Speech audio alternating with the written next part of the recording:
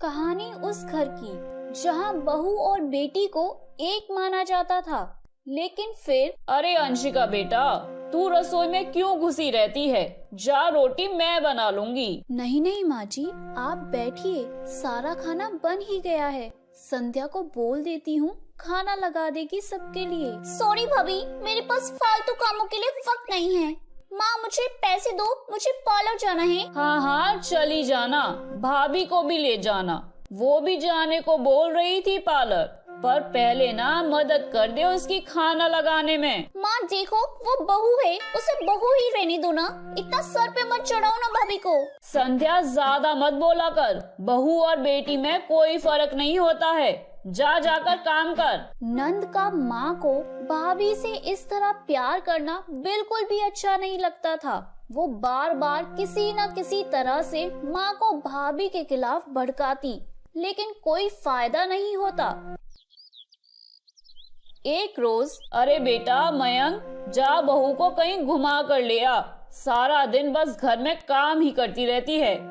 हाँ माँ, हम लोग जा रहे हैं ना गोवा। अच्छा जी, भाभी ने तो हमें बताया ही नहीं। वैसे तो सारी पंचायत करती हैं। ये गोवा वाली बात क्यों छुपा गई हमसे? हाँ अरे क्योंकि उसे खुद नहीं पता था बहन। मुझे टिकट सस्ती मिल रही थी तो मैंने बुकिंग कर दिया। हाँ अंशिका, पैकिंग कर ले, संडे हम जा रहे हैं गोवा। दोपहर में अंशिका पैकिंग कर रही थी कि तभी सास आ जाती है। अरे ये क्या बहू, साड़ियाँ? अरे गोवा जा रही है घूमने या फिर शादी में मायके?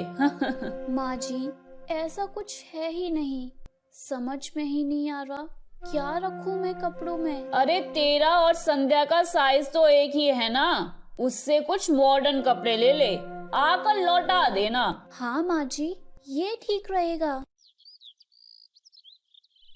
अंशिका संध्या के पास जाती है और उससे कपड़े मांगती है। अरे ना जी ना, मैं अपने कपड़े ना दूंगी, वैसे भी फेल जाएंगे मेरे कपड़े, बहुत महंगे वाले हैं। अंशिका मुंह लटकाकर कमरे में आ जाती है तो सास कहती है, चल तैयार हो जा, मैं तुझे शॉपिंग करा कर लाती हूँ गोवा की। बस फिर क्या था, सास बहू निकल जाती है मार्केट और एक से बढ़कर एक ड्रेस खरीद कर घर आती हैं। माँ पहले ही बता दिया होता कि नए कपड़े दिलाने वाली हो भाभी को, तो मैं ही अपने कपड़े दे देती भाभी को, मुझे दिला देती नए कपड़े। देख संध्या, परिवार का मतलब सबके साथ रहना होता है, ना कि सिर्फ अपने बारे में सोचना। वैसे भी तुझे ना अच्छे संस्कार सीखने चाहिए। और रही बात कपड़ों की, तो अंशिका आज से घर में भी तू ये मॉडर्न कपड़े ही पहनेगी, कोई जरूरत नहीं है ये साड़ी वाड़ी लपेटने की। अब क्या था, घर पर संध्या और अंशिका एक जैसे रहते। एक बार पड़ोसन घर आती है। अरे बेटा, माँ को तो बुलाना जरा, बात करनी है। अंशिका सास को बताती है और रसोई में चली जाती है। ये आपकी बेटी बहुत बड़ी हो गई है, इसके लिए एक रिश्ता है, कहो तो बता दूं। अरे ये बेटी नहीं बहू है, घर में सब एक जैसे ही रहते हैं। वैसे भी मेरी बेटी बड़ी हो गई है, कोई रिश्ता हो तो जरूर बताना। पड़ोसन रिश्ता लेकर उन लोगों के घर आती है। तब संध्या की होने वाली सास कहती है, तो ये घर है, कितनी मंजिल का है? और ये बहू ने आपकी क्या पहन रखा है? Jeans top? अरे भाई, साड़ी वाड़ी नहीं है क्या इसके पास?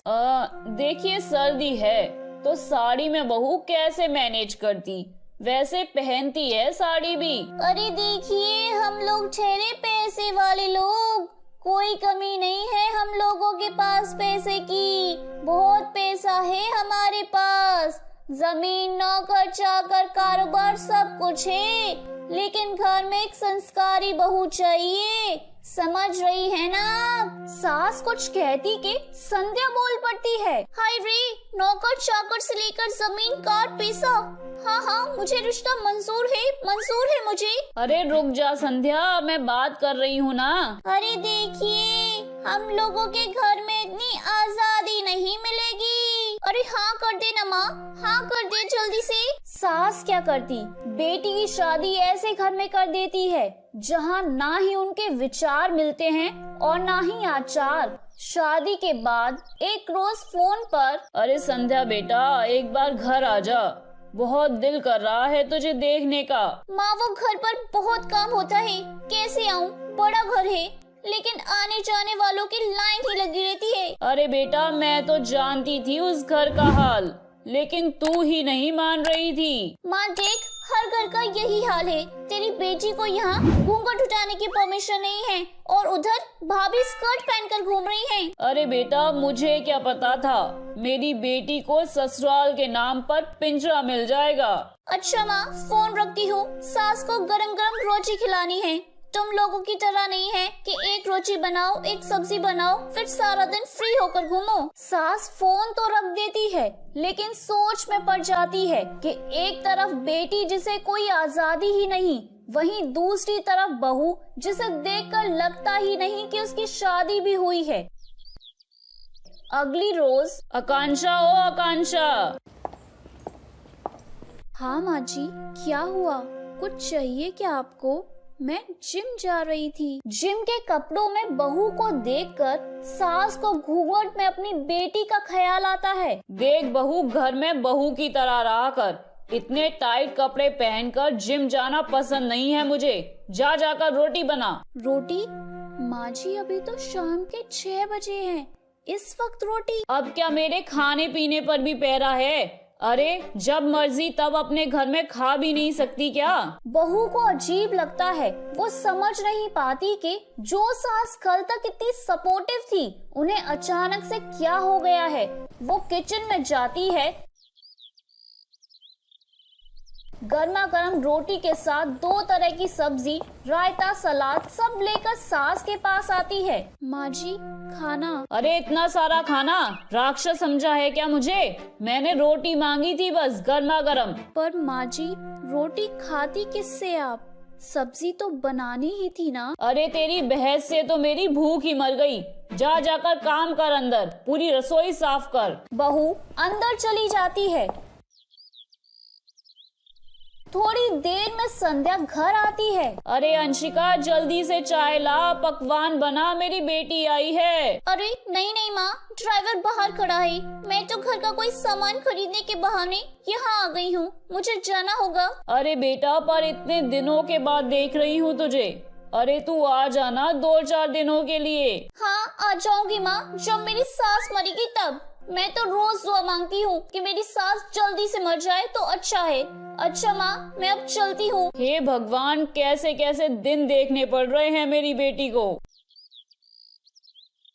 सास अंदर जाती है जहाँ अंशिका की जिम वाली सहेली का फोन आया होता है। क्या बात है, आज जिम नहीं आएगी क्या? अरे पता नहीं यार, माँ को क्या हो गया है अचानक। पर खैर कोई नहीं, लगता नहीं है कि मैं आज जिम आ पाऊंगी। अंशिका स्पीकर पर बात कर रही थी जिसे सास सुन रही थी। यार सास होती ही ऐसी है, मैं तो कहती हूँ बुढ़िया जल्दी से मरे और तू आराम से जिए। अंशिका को सहेली की बात पर गुस्सा आ जाता है। माँ के मरने की कौन सा बच्चा दुआ मांगता है? शालिनी, आगे से ऐसी बात मेरे सामने कभी मत करना। हमारे घर की शोभा ही माँ है। क्या हुआ जो थोड़ी सख्ती दिखा रही हैं, उसमें भी उनकी कोई न कोई भलाई ही होगी। मैं तो कहती हूँ भगवान मेरे जैसी सास सबको दे जो सिर्फ माँ की तरह हैं। उनमें सास वाली कोई बात ही नहीं है। सास ये बात सुन रही थी, उनकी आंखों में आंसू आ जाते हैं क्योंकि वो बेटी की किस्मत में बहू को भी भागीदार बना रही थी। अंशिका, अरे ओ अंशिका, क्या हो गया, जिम नहीं जाना क्या? तो मेरे प्यारे दोस्तों, कैसी लगी आपको मेरी ये कहानी? मुझे कमेंट करके जरूर बताएं और अपने दोस्तों के साथ शेयर करें। अगर आपने मेरे चैनल को अभी तक सब्सक्राइब नहीं किया है तो नीचे वाले बेल आइकन को दबाकर सब्सक्राइब कर लें। तो मिलती हूँ मैं आप सभी से फिर एक नई कहानी के साथ। तब तक आप अपना ध्यान रखिए। बाय बाय दोस्तों।